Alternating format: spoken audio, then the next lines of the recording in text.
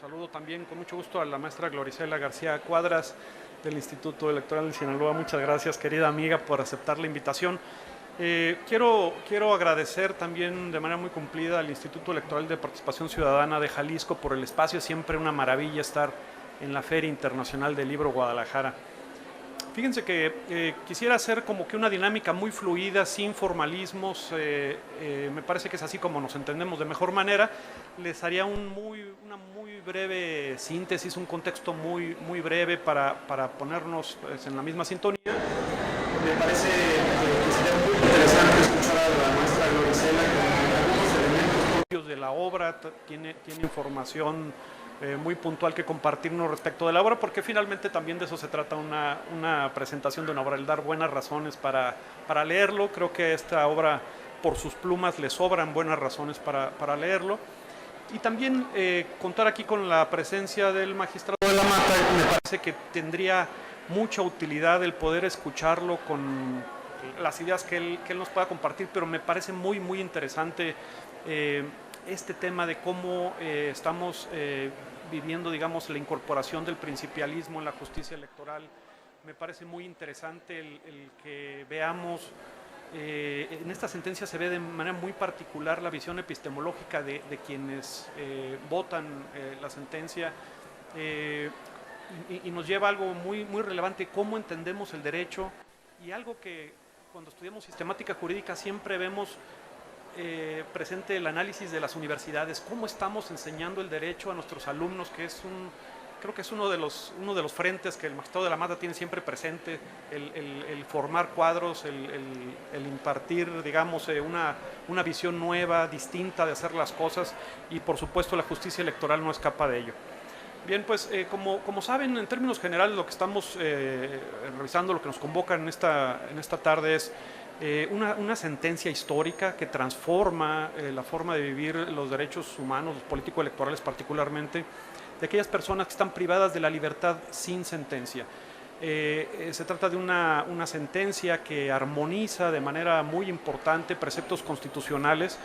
En principio, diría yo que lee la fracción segunda del 38 a la luz del artículo 20, que es la presunción de inocencia, ¿no? Hay una ponderación de principios muy interesante, hay una intención de generar esta sentencia evolutiva que genera una nueva forma de vivir los derechos de estas personas. Entonces, se trata de dos personas indígenas, tzotziles, que están presas en el Amate, que es un centro de reclusión en Cintalapa, Chiapas, y que llevaban, de acuerdo con lo que se ve en el expediente, 15 años esperando sentencia.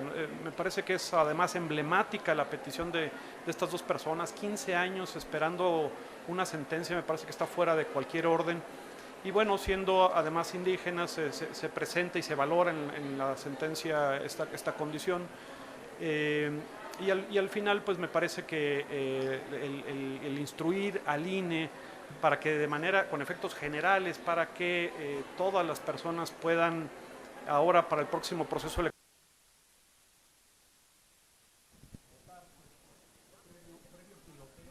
me parece un gran acierto, porque algo de lo que se encarga también la sentencia y lo ha dicho el magistrado.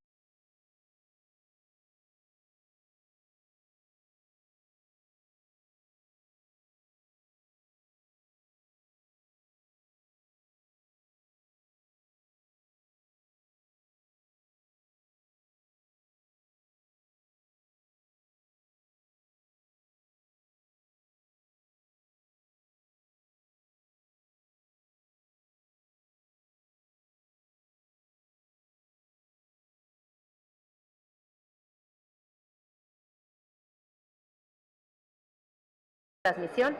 En primer momento, pues no puedo más que felicitar al Instituto Electoral de Participación Ciudadana de Jalisco. Presentación y sobre todo la invitación que me hiciera de parte del Instituto Electoral de Querétaro, el consejero Carlos Eguiarte.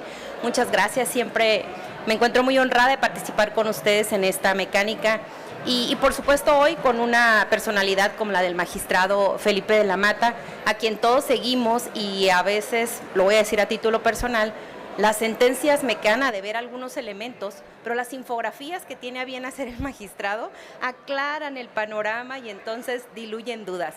Y aunque fue muy tentador la posibilidad de discutir o participarme jurídicamente en los elementos de la sentencia, me voy a concretar a la presentación del libro que ahora hacemos, que es el libro que coordinó el maestro Carlos Eguiarte, y voy a tratar de mencionar algunas de las cosas importantes que encuentro aquí.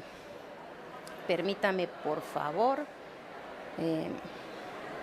La obra que hoy presentamos y que está aquí a disposición en este espacio literario, que si se me permite decir, es el evento más relevante del país.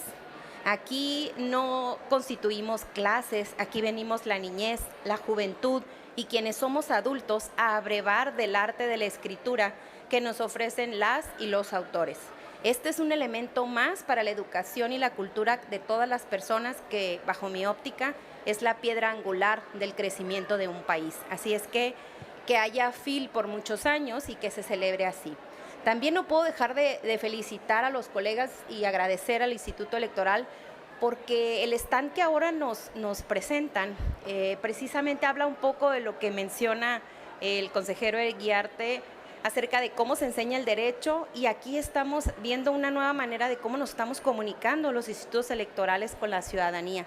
Esta frescura del stand, este ad hoc con el mundo, con el fútbol que tenemos ahorita tan presente, algunos no muy felices por los resultados de ayer, había momentos de júbilo y luego pues ya el panorama se nubló, pero creo yo que este stand refleja lo que somos en la ciudadanía, una gran participación, pero sobre todo el destacar que somos los órganos electorales, los árbitros en la contienda y no parte de la propia contienda. Creo que lo subrayan de una manera muy, muy, muy particular y yo voy totalmente con esto. Bien, esta obra compila 9 ensayos de distinguidas personas profesionistas, como el magistrado de la Mata, que hoy nos acompaña, y cuenta pues con un prologista de lujo, el doctor Leonardo Valdés Urita, expresidente del otrora Instituto Federal Electoral, quien nos ha brindado en múltiples obras una visión de cómo considera la democracia en México. Hace un prólogo que encamina al contenido del mismo documento.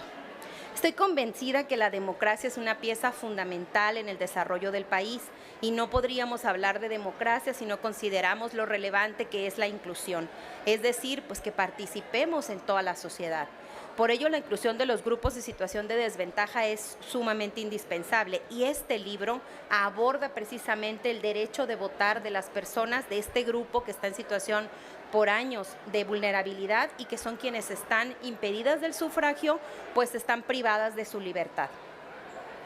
Y bien, si vemos el ejercicio de votar como un derecho humano, como lo es, que es una de las máximas expresiones dentro del sistema democrático y que se encuentra aparejado con la calidad de ciudadanía. Y esta calidad en México, la Constitución la otorga a quienes tenemos más de 18 años, quienes somos nacionalidad mexicana y tengamos un modo honesto de vivir. Estos son los 3 elementos para que nos convirtamos pues en ciudadanas y ciudadanos. Y por otro lado, la Carta Magna establece cuándo se suspenden estos derechos. Pues bien, en particular, como mencionó ahorita el consejero Eguiarte, la fracción segunda del artículo 38 dice que cuando estemos sujetos a un proceso criminal por un delito que merece pena corporal, se va a suspender y dice desde el auto de formal prisión. Es decir, constitucionalmente una persona que está sujeta a un proceso penal, desde el momento en que la autoridad le dicta el auto de sujeción a proceso, pues se limitan los derechos, entre ellos el de votar.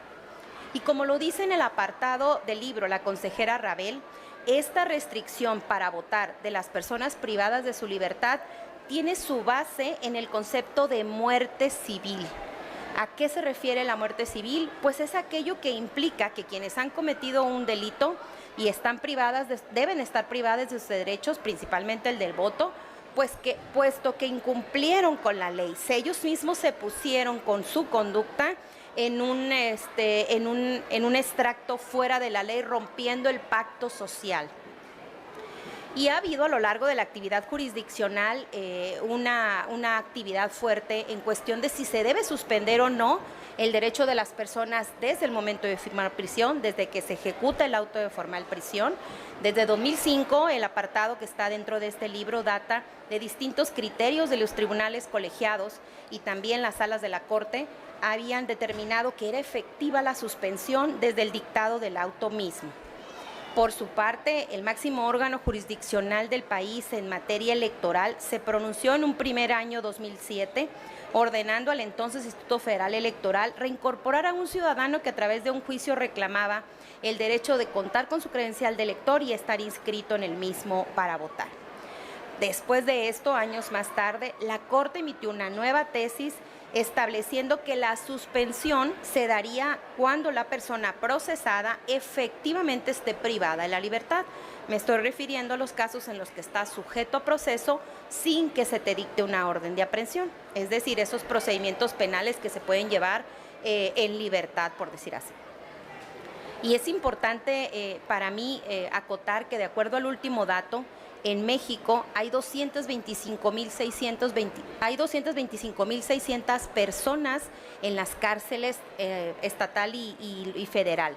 Y de este número, el 40%, es decir, alrededor de 90,000, están esperando que se dicte su sentencia. Aún están esperando.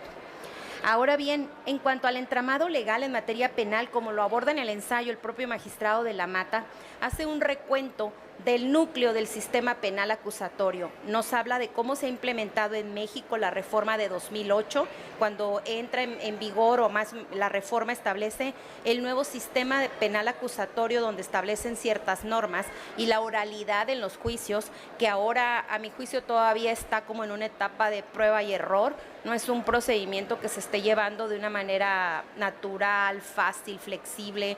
Ha tenido ciertas vicisitudes desde la capacitación al personal judicial como a los mismos abogados que están enfrentando estos juicios. Y es que en México recordemos que la única materia en derecho que se lleva del sistema oral por excelencia era el laboral. Entonces ahora pues los laboralistas son los que tienen un poco más de expertise en materia del proceso penal acusatorio de manera oral. También en el ensayo del magistrado de la Mata nos habla de la reforma grande que tuvimos en México en 2011, cuando hubo el reconocimiento de los derechos humanos y la obligación de todas las autoridades para hacer posible la maximización y la progresividad de estos mismos. Y establece un apartado que para mí fue de suma relevancia cuando habla de que los estándares de las garantías de un debido proceso, en particular el que llamamos el principio de presunción de inocencia, no es otra cosa más que una persona que esté sujeta a un proceso no puede tacharse de culpable, sino hasta que haya una sentencia firme que lo establezca. Y reitero, firme, porque sabemos que hay instancias que revisan lo que una primera hizo. Este principio, como lo señala el magistrado, se plasmó en el artículo 20 de la Constitución y establece que dentro del proceso penal la persona imputada tiene derechos y uno de ellos es a que se le presuma no culpable hasta que haya esa sentencia. Y sin duda este precepto entra en colisión con el artículo 38, que señala que desde que se dicta el auto de formal prisión se deben suspender el ejercicio de los derechos, en particular el del voto, que es el que ahorita nos atañe el análisis. De lo anterior se ocupa el ensayo de la maestra Roselia Bustillos, quien ya hace un recuento preciso de lo que se plasmó en la sentencia sub JDC 352/2018 y acumulada, que como mencionamos hace un momento fue resuelta en febrero del 2019 y que la dictó el Tribunal Electoral. En esa litis, la litis de esa sentencia se circunscribió a determinar si es conforme a derecho que una persona privada de su libertad, sin sentencia firme pues, le sea suspendido el derecho electoral de votar. Y bien, las personas que mencionamos ahorita es también de relevancia el tomar en cuenta que la sentencia se va a ocupar de dos mujeres sotziles que tenían 15 años en la prisión esperando una sentencia. Y con ella prisión, como mencionaban en la demanda, pues se les había retirado la credencial para votar y por supuesto se les había impedido el ejercicio del voto. No voy a pormenorizar mucho en lo que viene la sentencia, porque creo que aquí la voz autorizada será el magistrado, sin duda, que establezca lo que tomaron en cuenta para esa determinación. Solo me ceñiré que esa resolución de la sala estableció que no había criterios objetivos y razonables para suspender el derecho de votar a las personas que están en prisión preventiva, es decir, sin una sentencia ejecutoriada, porque el hecho de que están sujetas a un proceso electoral, circunstancialmente están en prisión, no les impide conservar su ciudadanía ni ejercer su derecho a elegir a los representantes populares a través del sufragio. Por ello se concluyó que las personas en prisión preventiva que no hayan sido sentenciadas tienen derecho a votar al estar amparadas por el principio de presunción de inocencia. Y lo importante del caso es que la decisión de la Sala Superior tiene efectos, pues en principio para las promoventes, pero también para todas las personas general, pues generó que el Instituto Nacional Electoral implementara acciones necesarias para llevar en un primer momento un plan piloto del voto de los mexicanos en el extranjero. Así como lo dice la introducción del propio libro, creo que tenemos que estar en este momento muy atentos a lo que va a suceder en 2024 como acción generalizada para el acceso al voto de las personas que están en situación de prisión preventiva. Pero sin duda puedo decir que esto es un gran avance a este grupo en situación de vulnerabilidad y que las acciones afirmativas deben, como los derechos humanos, maximizarse y no tener retrocesos. Así que en este último renglón, pues sé que las consejeras y consejeros de los institutos electorales seguimos trabajando para que las acciones afirmativas hagan posible el ejercicio de un derecho ciudadano. Muchas gracias por toda su atención. Muchas gracias, querida maestra Gloricela García. Fíjense que es muy importante decir que esta es una sentencia transformadora, no queda pues como lo ha dicho el magistrado como simple poesía en una sentencia. Es una sentencia que lamentablemente cae en terreno fértil. Estos datos que nos comparte Gloricela son devastadores. 40% de las personas que están privadas de la libertad están esperando sentencia. ¿Eso es de verdad? 90,000 personas están en esas condiciones. Por eso creo que con toda certeza podemos decir que efectivamente se trata de una sentencia que sí es evolutiva, por supuesto, que tiene una visión principialista, pero que además cae en terreno fértil. El tema de la progresividad que nos comparte también Gloricela es fundamental. Ahorita pareciera, con los comentarios que hacíamos previos al inicio de este evento, pareciera que estamos ahorita en la progresividad constitucional, como un anhelo constitucional en contra de un plan B. Esto habría que verlo con mucho cuidado en próximas fechas. Déjenme, les leo un par de líneas que escribe el magistrado de la Mata en la página 51, leo textual. Esta sentencia demuestra que la justicia no debe conformarse con la Constitución. Me parece fundamental un poco, mi comentario inicial era ¿no? ¿Cuál es la visión epistemológica que tienen las y los jueces respecto del derecho? ¿Cómo lo entienden? ¿Cómo viven el derecho? Y entonces ha preguntado el magistrado de la Mata, ¿cómo leemos la Constitución? ¿Como un libro? ¿Eso es la Constitución para nosotros? ¿O son funciones? ¿En dónde está la Constitución? ¿Está solamente en este librito o lo podemos encontrar ahora después de la reforma de 2011 en tratados internacionales y tenemos entonces en verdad un nuevo parámetro de regularidad constitucional?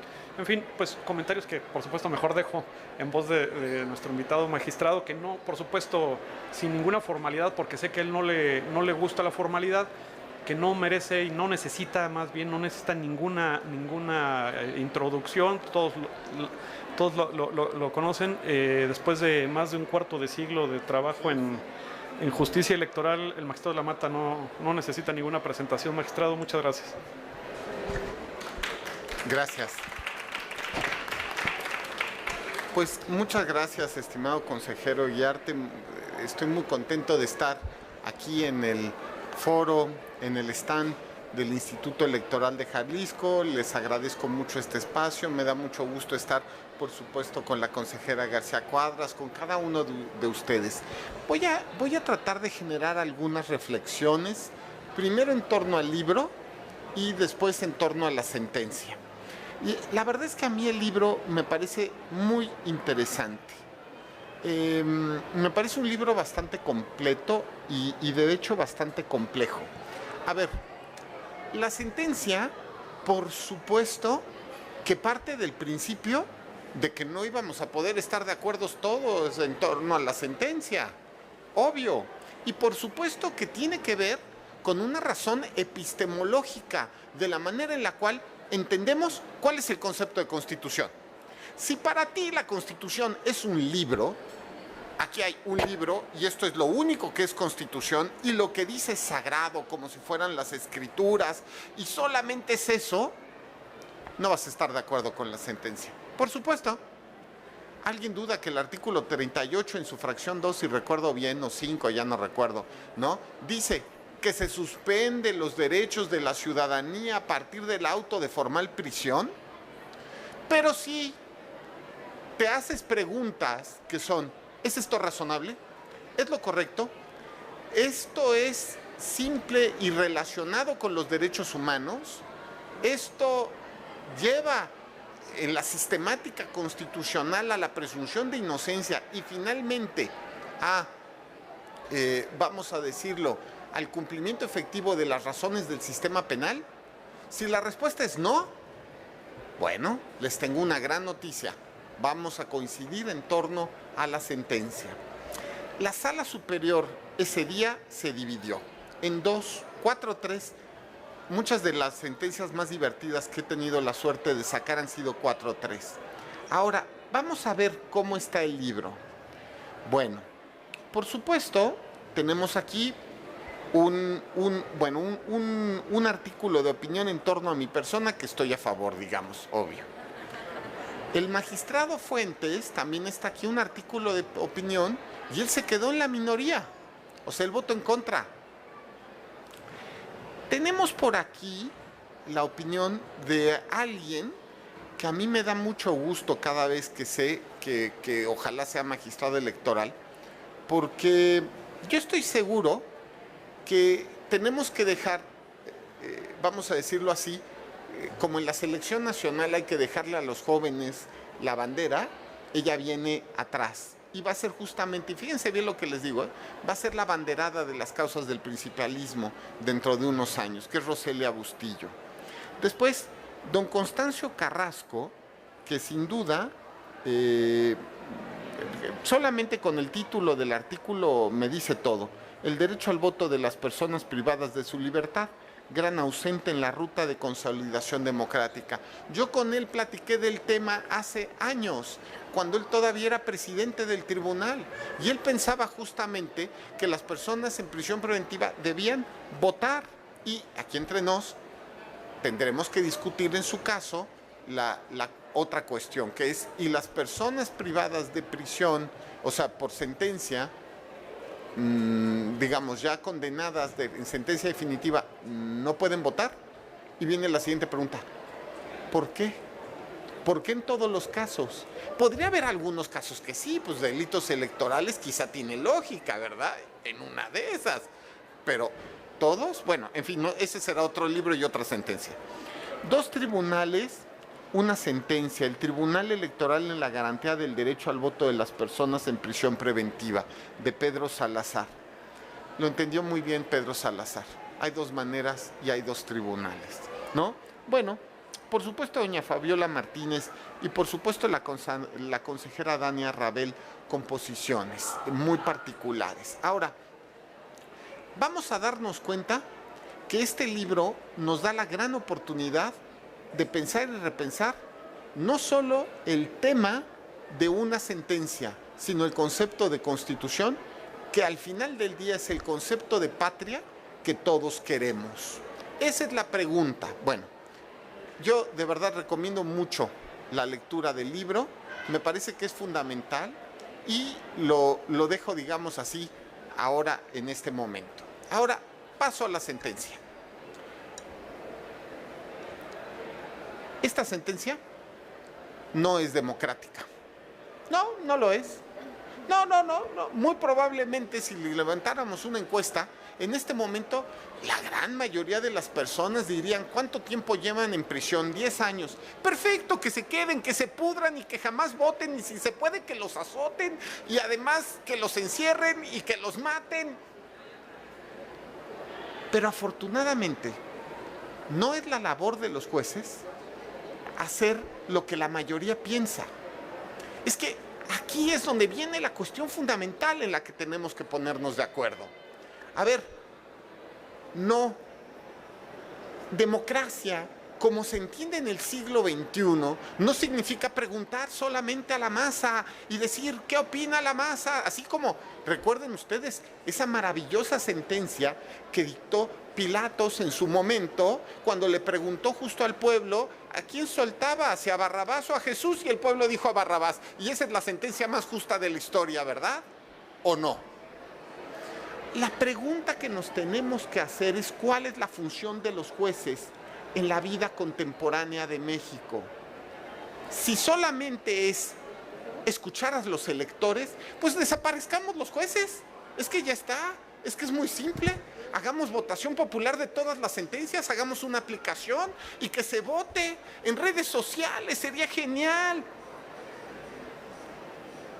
Pero si queremos soluciones técnicas, sensibles a los derechos humanos y muy probablemente en contra de la opinión de la mayoría, y para eso se requiere valor, pues bueno, busquemos entonces expertos que sean justamente jueces constitucionales. Les voy a contar un poco del contexto. Esta sentencia, la verdad es que yo primero la presenté en dos momentos diferentes para, digamos así, para ser tomada en cuenta por mis compañeros. En el primer momento que la presenté como proyecto, me di cuenta que no tenía los votos. Pero también me di cuenta que el tema era que no tenía los votos porque mis compañeros tenían mucho trabajo, era la elección de 2018 y estábamos así. Y entonces dije, necesito una pausa y que ellos mismos respiren, tengan un momento en el cual puedan tomar la decisión porque era una sentencia reveladora. Una sentencia en la cual tendrían que asumirse, pues, costos. Costos, pues también frente a autoridades. Les voy a contar una pequeña historia para que se den cuenta. En su momento, varias autoridades, tanto electorales como del gobierno, odiaron esta sentencia. La odiaron. Les pareció lo peor del mundo. Bueno, por cierto, algunas de estas autoridades ahora están muy a favor de esta sentencia, ¿no? Pero bueno, en fin, en su momento, a esas autoridades que odiaban esta sentencia, les preguntaba, ¿por qué? La primera cuestión me dijeron es, ¿qué no estás viendo todo el trabajo que nos va a aumentar? Yo decía, bueno, sí. O sea, estás en contra porque hay mucho trabajo y ahora hay más trabajo. Segundo, ¿no? Y ahí oí a una de las máximas cabezas del sistema penitenciario mexicano. Y entonces, ¿y usted por qué está en contra? Es que estamos locos, no tenemos ni siquiera un padrón de todas las personas que se encuentran en prisión preventiva en todo el país. ¿Cómo crees? Eso va a ser un trabajal. Y eso, fíjense, cuando emitimos esa sentencia, no lo tenía claro. Miren, si esa sentencia solo sirve para que se levante un padrón de todas las personas en prisión preventiva, ¡qué bendición! Hasta 2019 vivíamos en un país donde nadie estaba seguro cuántas personas en prisión preventiva existían. ¡Wow! No tengo nada más que decir. La posición de los jueces constitucionales frente a los casos no es democrática, es una posición de razonabilidad y de protección a los derechos humanos. ¿Quién iba a buscar el derecho al voto de las personas en prisión preventiva? Nadie. Tan es así que por eso no se ha reformado el artículo 38 de la Constitución. Evidentemente, nadie salvo un juez. Y con eso me acuerdo de esa famosa frase, de esa historia que siempre se cuenta. Mientras haya jueces en Berlín, se protegerán mis derechos. ¿Se acuerdan de esa historia? Pues es igual, mientras haya jueces en Berlín. Pero no podemos tener miedo, y lo digo en serio, pues a la sentencia de la mayoría. Regreso a Jesús, Pilatos y Barrabás. Ojalá alguien hubiera levantado la mano, ¿no? Y hubiera dicho, oiga, ¿y estará un poco injusto este juicio o no? En fin, cierro. El concepto de democracia no lleva solamente la votación de las mayorías, lleva el respeto a derechos humanos, la inclusión de las minorías y, por favor, se lo suplico, el respeto al Estado de Derecho. Ahora que estamos frente a reformas electorales, iba a decir yo de gran calado, entiéndase el gran no como de grandeza, pero sí de gran calado. Ahora que estamos frente a reformas electorales de gran calado, tenemos que cuidar que los pasos que se hayan dado en progresividad de derechos humanos no vayan hacia atrás. Hay que ser claros. En este país hoy hay día 9 gobernadoras gracias a una sentencia del tribunal. Hoy gracias a hay la mitad de diputadas gracias a sentencias del tribunal. Hoy día hay un número para al menos, y hay varios congresos con más mujeres gracias a sentencias del tribunal y municipios, ayuntamientos pares gracias a sentencias del tribunal y acciones afirmativas para que haya representaciones del colectivo LGBTI+, de afrodescendientes, de indígenas gracias a sentencias del tribunal. Y seguro si se sometieran a votación estas sentencias nunca hubieran pasado. El poder contramayoritario de los jueces debe ser un compromiso con la Constitución, porque la Constitución son los derechos de las personas, no un libro, son los derechos y las sentencias tienen que ser para eso. Perdón, lo dejo aquí, podría seguir hablando. Debe ser fundamental que entendamos, los derechos humanos son la Constitución, aunque no estén adentro del libro. La Constitución es un sistema, es un concepto y le corresponde a los jueces constitucionales hacerlo realidad, más allá de las mayorías. Y ese trabajo se seguirá haciendo, más allá de plan B, C, W, X, Y, ¿no? Y bueno, y también ya he entendido, parte del trabajo de ser juez es llevarse las mentadas de madre. Y si no, díganme que no en los juegos de fútbol. No nos llevamos, o sea, los árbitros se llevan todas las mentadas de madre. Y yo, como odio a la América, he participado de eso. En fin, muchas gracias.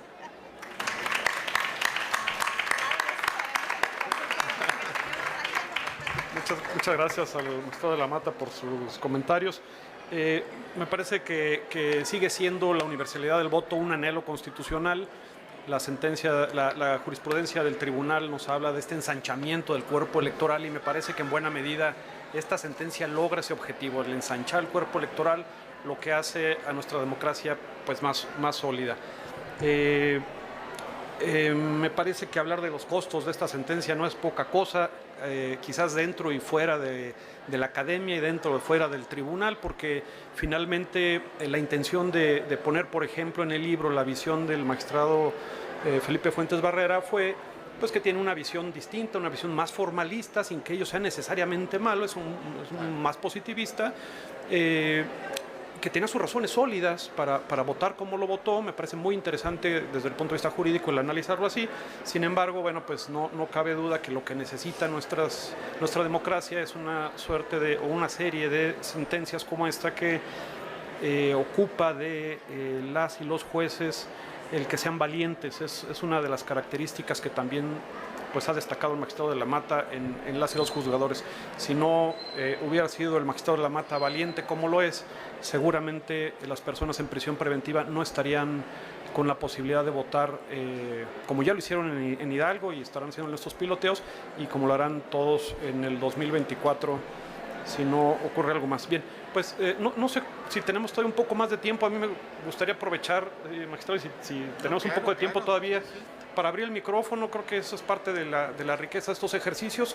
Si alguien tuviera alguna pregunta, algún comentario, alguna pregunta particularmente al magistrado de la Mata, este es un buen momento para hacerlo. Sí, adelante. Sí. No sé si hay algún micrófono, si no, así. Acá, por favor.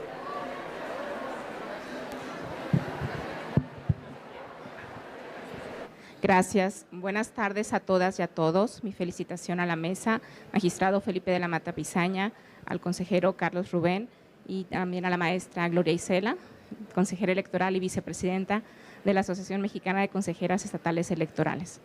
En esta exposición y en esta comprensión del tema me gustaría preguntar, no sé quién me pudiera contestar, bajo la teoría del constitucionalismo principialista, ¿cómo los jueces constitucionales atender las causas de las personas que no tienen voz o hasta este momento no han tenido voz para poder identificar cuál es la patria que queremos construir o cuál es el sistema que debemos de considerar bajo una óptica de derechos humanos y poder hacer posible el poder abatir estas asimetrías en estas personas que históricamente han sido discriminadas?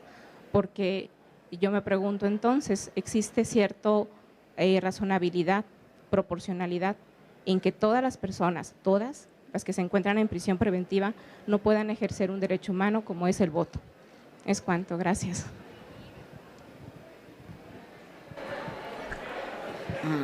Muchas gracias.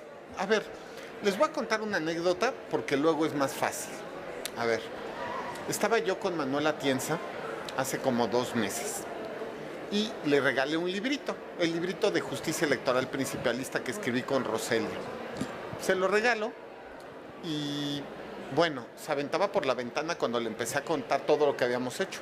Bueno, le dije, bueno, no, y si creamos acciones afirmativas para el colectivo LGBT, hicimos realidad la paridad, porque fue así, hicimos realidad la paridad, lo hicimos obligatorio y además como que no, como que sí, porque por las buenas no iba a pasar, etcétera, y así seguimos. Bueno, y yo pensé, Atienza, todos sabemos que o tenemos la idea que es un profe progre. Bueno, se aventaba por la ventana. Claro, porque la visión jurídica parte siempre de una estructura. Ahora, yo le dije, bueno, profe, lo entiendo bien. Ahora ahí le van las razones o el contexto de las decisiones. Le dijimos, tenemos un principio en la Constitución que es el de paridad en todo. Pero resulta que no definieron qué es paridad, por ejemplo. Es que es muy simple, ¿no? Pareciera muy obvio, ¿no? Paridad es mitad y mitad, sí. Pero ¿qué hacemos, por ejemplo, con los órganos impares? ¿Cómo se consigue la paridad en los órganos impares? Sí, es muy buena idea en los órganos colegiados, pero ¿y en los órganos, digamos, unitarios? ¿Cómo le hacemos? ¿Cómo se consigue la paridad? ¿No? Y empecé a ponerle... Y le dije, ya se dio cuenta que el problema es que ponen una idea en la Constitución y creen que va a ser poesía. ¡Qué bonito se oye! ¿Ya lo vieron? Paridad en todo. Y nadie lo va a hacer realidad. Porque está en la Constitución, pero no se va a cumplir. Porque no vamos a implementar reglamentariamente en la ley la manera en la cual se hace cumplir. Pero como dice el Chapulín Colorado, no contaban con mi astucia. No con la mía, con la de la sala. A ver, el tema es, si un principio está en la Constitución, se tiene que hacer cumplir. La Constitución no es poesía, no lo es, no es una novela, tiene que hacerse realidad. Y esa es la chamba de los jueces constitucionales, así de claro, así de simple, así de fuerte. Y ahora viene la cuestión, lo cual viene la cuestión del principialismo. Bueno, esto que suena bien, no es lo óptimo, claro, por eso Atienza se aventaba por la ventana, ¿no? ¿Qué sería lo óptimo? Que los legisladores hagan su trabajo, señores, por favor, resuelvan el tema, hagan una ley que diga cómo se ejercita la paridad. Oigan, tenemos, por ejemplo, el artículo 1 de la Constitución que establece la igualdad. Igualdad que tiene que ser, por ejemplo, claramente sustantiva entre todas las personas y sus diferencias. Señores legisladores, pues hagan ustedes la chamba de cómo garantizar que, por ejemplo, personas indígenas, es increíble.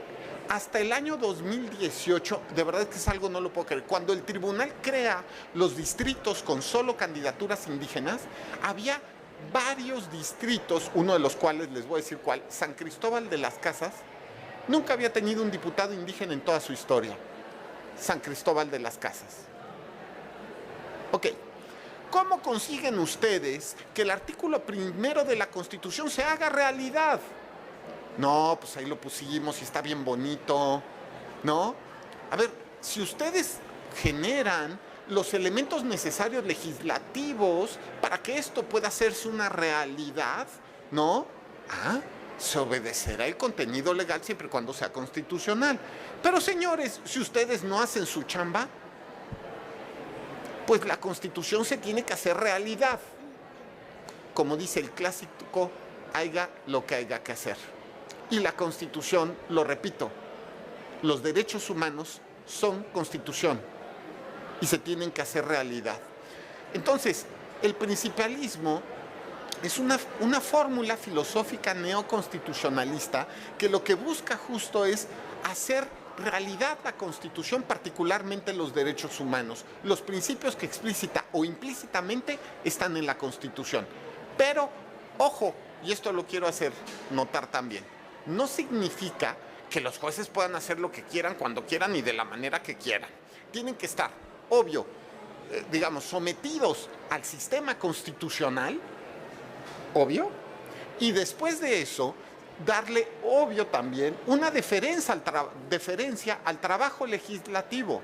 Si el legislador define un punto, una manera en la cual se cumple un principio, se tiene que hacer eso, siempre y cuando sea constitucional y sea efectivo, ¿no? Pero si pasa ese test, aunque el juez diga, no, es que esta no es la mejor manera, deberíamos hacer otra. Pues no, mano, es que esto es la ley. O sea, no vamos en contra del sistema. El tema es que lo que ha pasado en México es que la Constitución se ha creído que es poesía y que no se tiene que hacer vigente. Y por el otro lado, el Congreso de la Unión no ha hecho su trabajo en temas electorales, particularmente en los derechos de las personas, ¿no? Y díganme que no, ahorita que estamos en esta temática de los planes W, X, Y, Z. A ver, estamos hablando todo el tiempo de reformas a fiscalización, a los OPLES, a los tribunales locales, la manera que se eligen, el número, etcétera. ¿Y alguien ha puesto sobre la mesa algún tema que tenga que ver con derechos de las personas? ¿Efectivos derechos de las personas? Y la respuesta es no, porque los partidos están pensando en sí mismos y no en los derechos de las personas. Pero eso es la chamba también de los jueces constitucionales, ¿no? En fin, yo hasta aquí lo dejaría.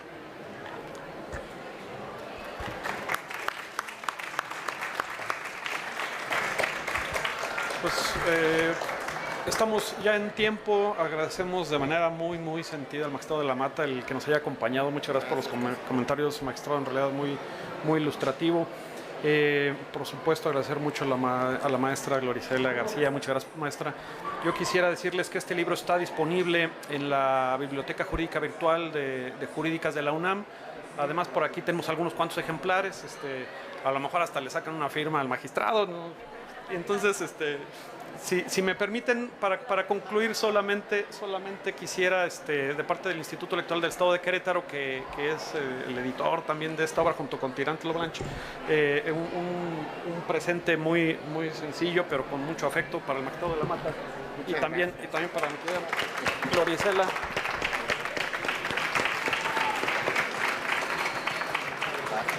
Muchas gracias. Qué bien, ¿no? Qué bien. Y continúo. Libros. Muchas gracias. Muchas gracias. Buenas tardes. Sí.